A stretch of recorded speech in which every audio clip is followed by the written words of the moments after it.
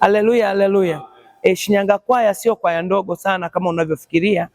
Ni kwaya kubwa sana kimwili na kiroho pia. Bwana Yesu asifiwe. Ninafahamu kabisa wako walimu wengi ambao wangeweza kuitwa kwa ajili ya kuja kufundisha. Lakini naamini kabisa kwamba majira haya Mungu amenipa kibali. Haleluya. Hivyo kama Mungu amenipa kibali, ninajua kabisa Mungu atasema kwa ajili ya kila mmoja sawasawa na hitaji la moyo. Bwana Yesu asifiwe. Kwa sababu ninaamini kabisa ni kweli tumekusanyika kama kwaya, lakini wakati wa kuhudumiwa kiroho hatuhudumiwi kama kwaya. Bwana Yesu asifiwe. Hatuhudumiwi kama kwaya, bali tunahudumiwa mtu mmoja mmoja kulingana na hitaji lake na nafasi yake na kile ambacho Bwana amekiweka ndani yake. Bwana Yesu asifiwe. Kwa sababu tunahudumiwa kila mmoja kwa nafasi yake, na mimi nataka nikufundishe nafasi ya mwanaume ndani ya kanisa, ndani ya jamii, ndani ya taifa na kila mahali ambako anakuwepo. Bwana Yesu asifiwe. Nafasi ya mwanaume. Mwanaume ni nani? Haleluya. Na kwa nini yupo? Kwa wale wanaonifuatilia sana kwenye vipindi vyangu na mafundisho yangu, nimekuwa na mfululizo wa semina ambazo zinaongozana sana, zinazobeba dhima ya kuombea kijana wa kiume tu kwenye taifa la Tanzania. Bwana Yesu asifiwe. Nasikitika tu hamjagi. Amen. Sijajua kwa nini. Haleluya. Ngoja leo niamshe kitu kipya ndani yenu na mtaona umuhimu wa kuombea kijana wa kiume na mwanaume kwa sababu ya nafasi ya mwanaume. Bwana Yesu asifiwe. Wakati nikiwa ninaendelea kufundisha kwa habari ya kijana wa kiume wa taifa la Tanzania na kwamba kwa nini tuombe kwa ajili ya kijana wa kiume, Mungu alinipitisha kwenye vitu vingi sana vigumu ambavyo vilimtazama mwanaume kwa nafasi ya tofauti sana, tofauti na watu wengi wanavyomtazama mwanaume. Unajua watu wengi leo wanajua mwanaume ni mtu mbaya sana, mwanaume ni katili, mwanaume hastahili. Kwa mfano vijana wetu leo wanapita kwenye vitu vingi sana visivyofaa, na mtazamo umekuwa tofauti sana na ule mtazamo wa kimungu. Yaani mtazamo uliopo sasa hivi kwa watu, namna ambavyo wanamchukulia kijana wa kiume ni tofauti sana na Mungu anavyomtazama kijana wa kiume. Bwana Yesu asifiwe. Bwana asifiwe. Niliongea siku moja nikawauliza, kwa mfano lile tukio lililotokea kwenye nchi hii Oktoba 29, ukiangalia trendi ya watu wengi waliokufa, serikali ilituambia wamekufa watu 500, lakini kati ya hao waliokufa, ninakwambia ukitafuta average, waliokufa wengi ni vijana wa kiume. Kwa nini? Kwenye ulimwengu wa damu na nyama kulikuwa na sababu zilizosababisha hayo, lakini nataka leo nikubadilishie mtazamo kwamba kwenye ulimwengu wa kiroho ni mpango mkakati. Haleluya. Wa kuhakikisha kwamba kijana wa kiume anafutwa kwenye uso wa dunia.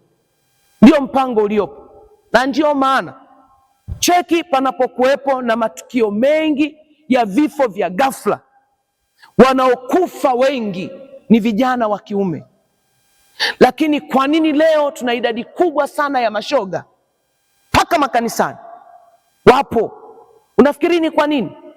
Shetani anachokitafuta ni kuiondoa jinsia ya kiume kwenye uso wa dunia, na watu wengi hawajajua hicho kitu. Jaribu kufikiria mfumo tunaokwenda nao leo. Bwana Yesu asifiwe.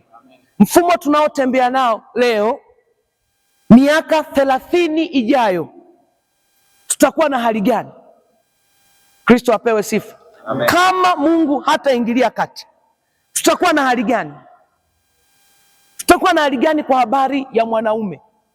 Sasa hivi tu ukifanya sensa, idadi ya wanawake ni kubwa kuliko idadi ya wanaume. Halafu bado shetani anatamani kuwaua sana. Sijui kama watu wanajua hicho kitu. Shetani anatamani kuwaua mno, wala sio kidogo. Kristo apewe sifa. Kwa hiyo ukifahamu nafasi ya mwanaume kimungu, hautalala kuomba. Tunaelewana Hautazimia kwenye maombi. Hautaona kwamba maombi yanachosha. Kristo apewe sifa. Hautadharau maombi, kwa sababu utapambana kuhakikisha kwamba kijana wa kiume na mwanaume anakaa kwenye nafasi ambayo Mungu alimkusudia toka wakati anatengeneza dunia. Haleluya! Tunapoiangalia nafasi ya mwanaume, tutakuwa na point chache kadri Mungu atakavyotusaidia.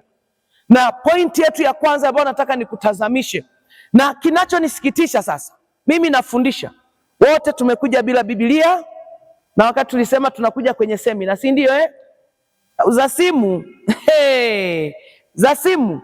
Nataka nikuulize swali. Kwa mfano, saa hizi hapo umekaa hapo, kuna mtu unamdai miaka hii 200,000 tu. Tuko sawa? Miaka 5, 200,000 yako, kila ukimdai anakuzungusha kweli kweli. Halafu wakati unaendelea kutype minute hapo, ghafla message inaingia, Best, niko hapa getini, njoo uchukue 200,000 yako.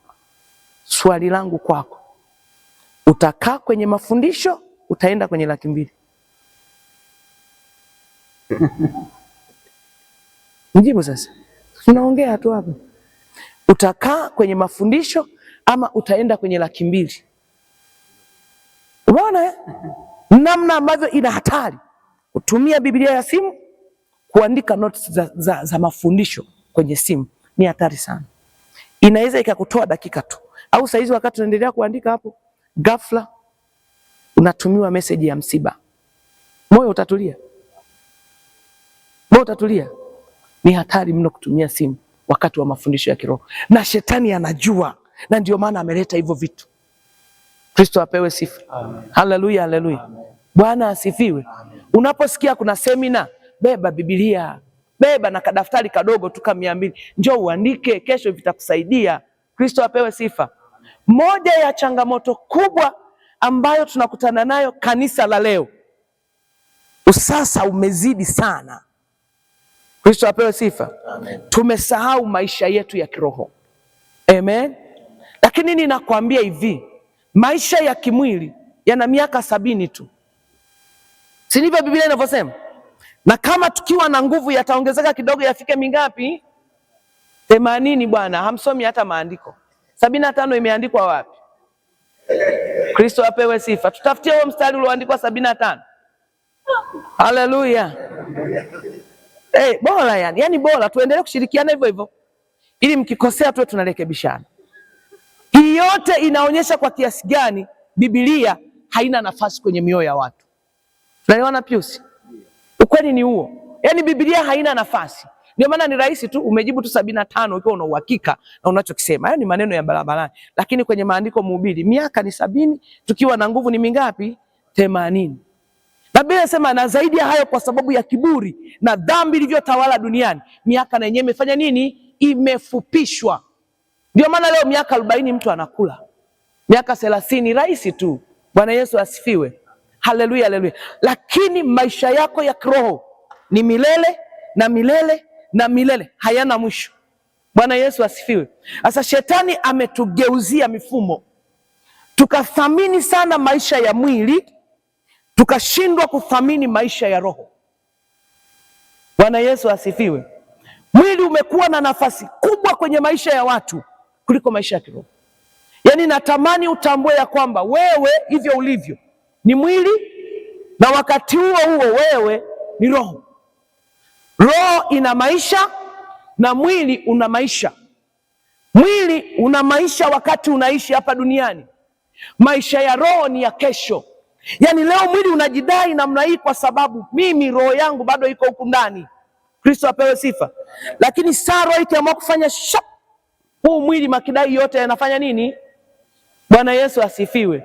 Kwa thamani maisha ambayo yatakupa milele na milele na milele na milele na milele isiyoisha. Kristo apewe sifa.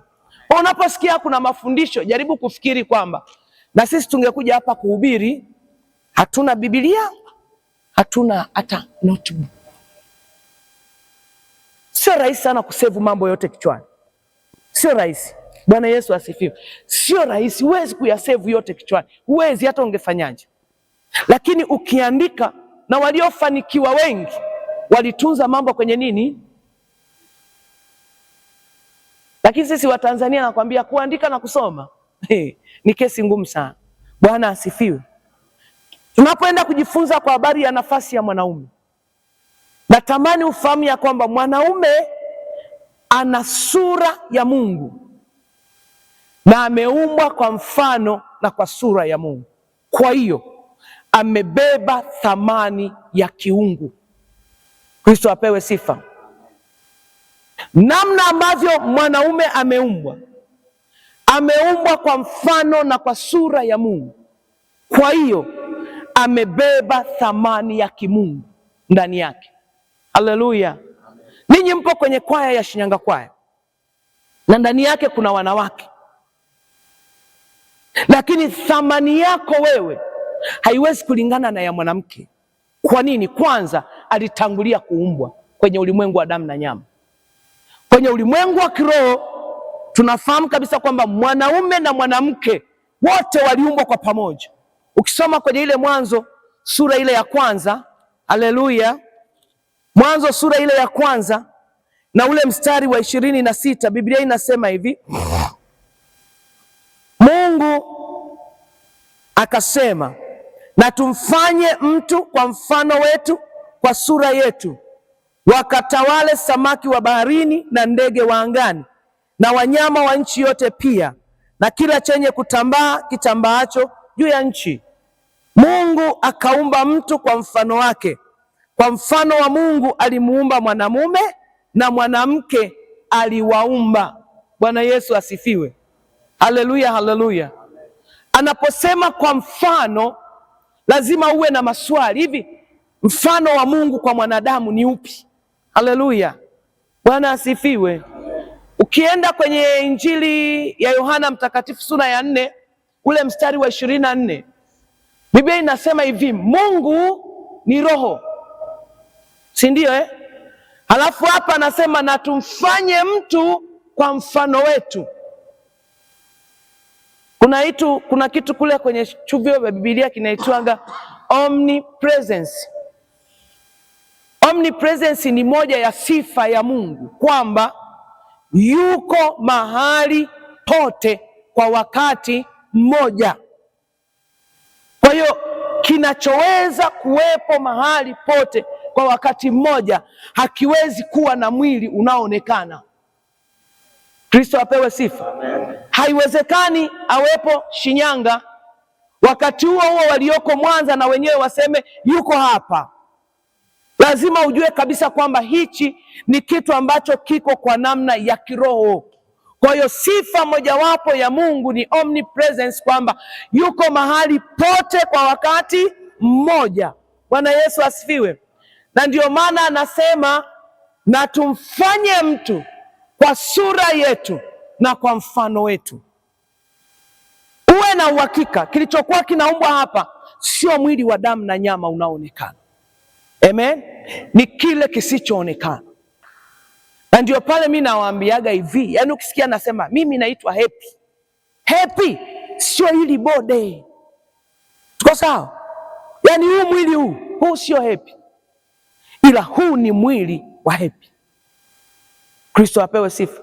Na ndio maana siku Happy akichomoka, huu mwili unabadilika jina, hautaitwa Happy tena. Si ni sawa? Kwa nini? Happy hayupo. Huu ni uumbaji wa kiroho wenye sura ya Mungu, na ndio mfanano wa kimungu. Na anasema akamuumba mwanaume na mwanamke kiroho.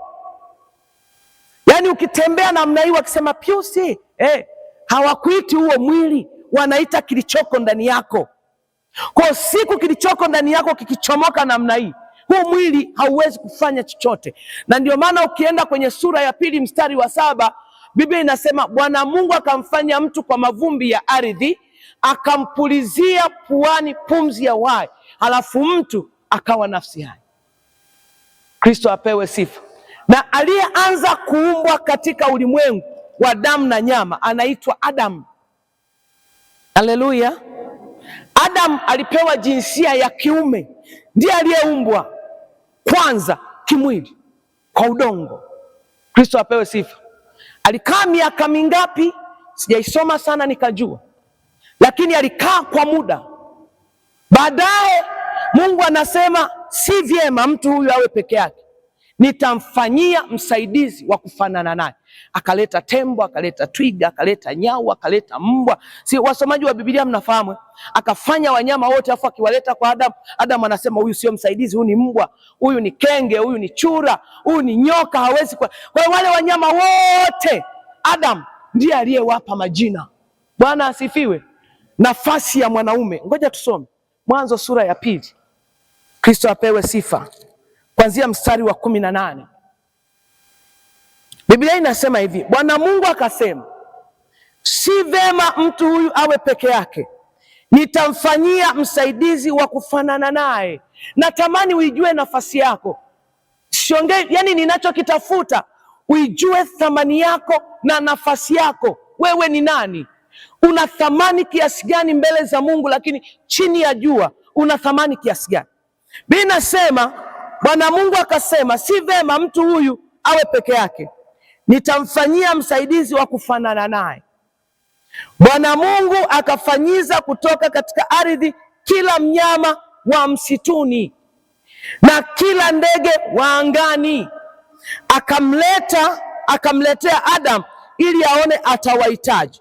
Kila kiumbe hai jina alilokiita Adamu likawa ndiyo jina lake. Kwa hiyo wanyama wote unaowaona duniani kwa mujibu wa maandiko, Adamu ndiye aliyetoa majina. Ndege wote unaowaona, Adamu ndiye aliyepewa nafasi na fursa ya kutoa majina ya hao ndege. Kwa nini? Nafasi. Yeye ndiye mtawala, yeye ndiye mtoa maamuzi. Ndiyo nafasi ambayo Mungu alimpa. Kristo apewe sifa. Haleluya, haleluya. Kwa hiyo wakati mwingine ukiona mambo yanaharibika kwenye familia, haleluya, Bwana asifiwe. Mara nyingi sana tumerusha hichi kibao kwa wanawake. Nataka nikwambie, mwenye nafasi kubwa ya kuhakikisha mambo yako salama kila mahali ni mwanaume. Hii kazi kubwa aliyopewa ya kuwaita viumbe wote, wanyama wote na ndege wote, mwanamke hakufanya. Hakuwepo kwanza hichi kipindi. Mungu anasema si vyema awe peke yake, ngoja nimfanyie msaidizi. Halafu anakuletea wanyama.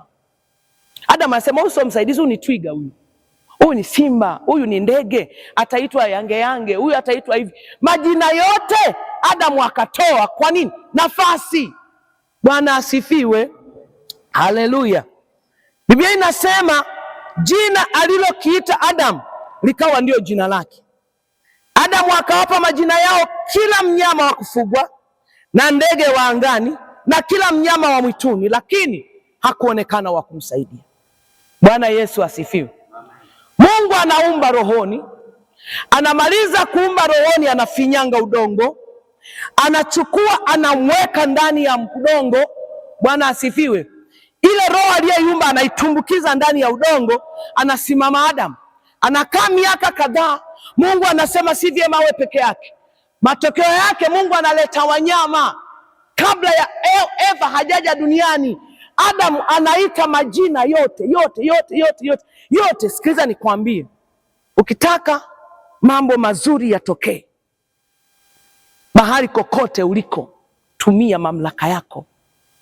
Adamu alipewa mamlaka ya kusema huyu ni paka na tabia zake zile zile, huyu ni nyoka. Kwa hiyo mwanaume unaweza kusema hivi, kuanzia leo kwenye kwaya yetu hakuna dhambi kufanyika, na ikawa. Bwana asifiwe. Amen. Hakuna walevi kukaa katikati ya kwaya, na ikawa. Kwa nini? Nafasi. Ile mamlaka ambayo Mungu aliiweka ndani ya mwanaume iko ndani yako na wewe. Kwa nini? Una sura ya Adamu, unaweza kuamuru jambo na likafanyika. Bwana apewe sifa. Amen. Haleluya, haleluya. Unaweza kuamuru jambo na likawa kama vile unavyoliamuru. Ukasema kuanzia sasa hivi tunataka mabadiliko makubwa yatokee kwenye kwaya yetu. Halafu mwanaume ukakaa kwenye zamu yako sawasawa, kwenye utakatifu, ukamtafuta Mungu bila kuchoka, ukaomba kwamba Mungu, kama ulitumia mwanaume kuita njiwa na akawa njiwa, mpaka leo tunaamini njiwa, na mtaka njiwa atokee katikati ya kwaya. Sio kama kuna mtu ananielewa sawasawa. Bwana asifiwe. Haleluya, haleluya. Mabadiliko makubwa yamefichwa kwa mwanaume, sio kwa mwanamke. Amen. Baada ya wanyama wote kutokea, wamepewa majina, ndiyo Mungu anamlaza Adamu usingizi. Mwanamke alitokea kwa mwanaume. Haleluya.